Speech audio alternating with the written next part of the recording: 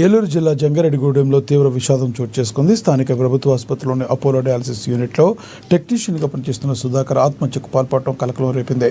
తోటి సిబ్బంది కొంతమంది వ్యక్తుల వేధింపుల వల్లే తన తమ్ముడు ప్రాణాలు తీసుకున్నాడని మృతుడు సోదరి కన్నీరు మునినీరవుతున్నారు.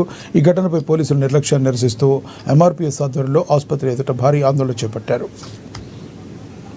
ఏదో తెలియదు, బట్ వీ ఆల్ నో చాలా రోజుల నుంచి తను తిను మానేయలేదు. తీసేసారని గ్రీన్ వర్క్ చేసాను, ట్రాన్స్ఫర్ ఇస్తున్నాను అంటున్నారంటే ఎక్కడ కావాలంటే అక్కడ జస్ట్ సండే చేశారు. సాటర్డే మాత్రం అప్పుడే సస్పెండ్ చేయమని చెప్పారు.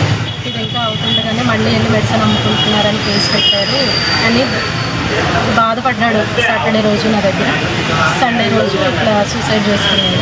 ఇప్పుడు మార్నింగ్ నుంచి ఏంటంటే అయిపోయింది అంతా, ఇదంతా జరిగింది అని చెప్పి ఆల్రెడీ సూసైడ్ నోట్లో ఉన్నదే అదంతా మ్యాటర్ వాళ్ళ వైఫ్ కొంచెం రాసి ఎఫ్ఐఆర్కి ఇవ్వడానికి కంప్లైంట్ ఇచ్చింది. కంప్లైంట్ తీసుకోవట్లేదు మార్నింగ్ నుంచి. ఇప్పుడు తీసుకున్నాము అని అన్నారు, ఆన్లైన్ అవుతుంది అని అన్నారు. మార్నింగ్ నుంచి మధ్యలో చాలామంది వచ్చి ఇక్కడ డిస్ట్రిక్ట్ కలెక్టర్ అన్నది తీసేయండి, లేదంటే గవర్నమెంట్ ఎంప్లాయీస్ పేర్లు తీసేయండి, జిల్లా అధికారులను పెట్టండి, లేకపోతే అది పెట్టండి అని చెప్పి మొత్తానికి అది ఇన్సిస్ట్ చేస్తున్నారు. డిస్ట్రిక్ట్ కలెక్టర్ అన్నది తీసేయమని కంప్లైంట్లోంచి. అది ఎందుకు చేస్తున్నారో నాకు తెలియదు. మార్నింగ్ 6-7కి కంప్లైంట్ ఇవ్వడానికి వెళ్తే అప్పటి నుంచి ఇప్పటి వరకు కూడా ఈ కాంప్రమైజ్ మీద నడుస్తుంది. ఇప్పటివరకు ఎఫ్ఐఆర్ అయితే చేయలేదు. ఇప్పుడే జస్ట్ ఒక 10 minutes బ్యాక్ వచ్చి అవుతుంది, ఆన్లైన్ అవుతుంది అని అన్నారు. అంతవరకు నుంచి కూడా డీటెయిల్స్ ఏం చెప్పలేదు. నిన్న ఆఫ్టర్నూన్ మెసేజ్ చెప్పాడు సూసైడ్ తీసుకుంటున్నాడు. వెంటనే అందరూ మళ్ళీ ట్రై చేశారు, ఎవరు చేసినా తీయలేదు తనకు.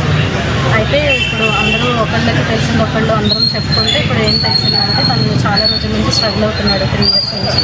ఎవరు వాళ్ళ పేర్లు మాకు తెలియదు, బట్ వాళ్ళు క్లెయిమ్ కేసులు కావాలని పాలసీ కేసులు తను మీద పెట్టి అసలు దాని నుంచి బయటకు రానివ్వకుండా చేస్తున్నారు. ఆల్రెడీ 2 years వేరే దగ్గరికి ట్రాన్స్ఫర్ అయ్యాడు. మళ్ళీ వీళ్ళే రప్పించి ప్లాన్ ప్రకారంగా వచ్చిన తర్వాత మళ్ళీ ఏదో పేషెంట్ అందరి మీద ఎంక్వైరీ చేసి నిజంగా వీళ్ళు తప్పు చేశాడా లేదా